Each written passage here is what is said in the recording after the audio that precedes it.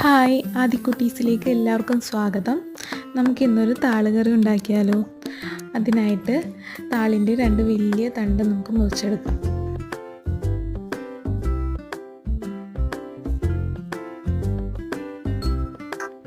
ഇതിൻ്റെ തോലൊക്കെ കളഞ്ഞ് നമുക്ക് ചെറുതായിട്ട് അരിഞ്ഞ് എടുക്കാം.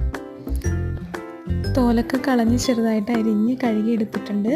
ഇനി നമുക്ക് ഇതിലേക്ക് ആവശ്യമുള്ളത് കപ്പയാണ്. കപ്പയും നമുക്ക് ചെറുതായിട്ട് കൊത്തിയെടുത്ത് കഴുകിയെടുക്കാം. പിന്നെ ഇതിലേക്ക് ആവശ്യമായിട്ടുള്ളത് ചെമ്മീനാണ്. ചെമ്മീൻ കുറച്ച് മഞ്ഞൾപ്പൊടിയും ഉപ്പും ഇട്ട് വേവിച്ചെടുത്തിട്ടുണ്ട്. അതിലേക്ക് അരിഞ്ഞു വെച്ച താളും കൂടി ഇട്ട് നമുക്ക് വേവിച്ചെടുക്കാം.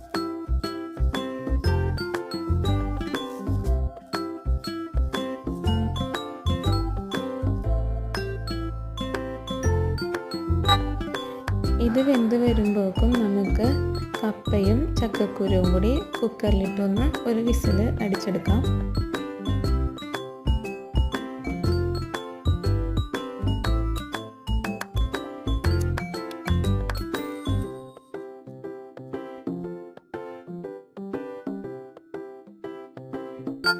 വേവിച്ചു വെച്ച കപ്പയും ചക്കക്കുരുവും നമുക്ക് ഇതിലേക്ക് ഇടാം.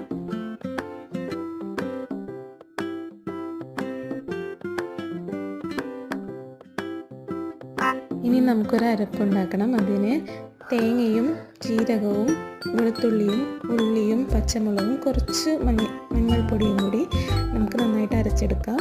ആ അരപ്പ് ഇതിലേക്ക് ഇടാം.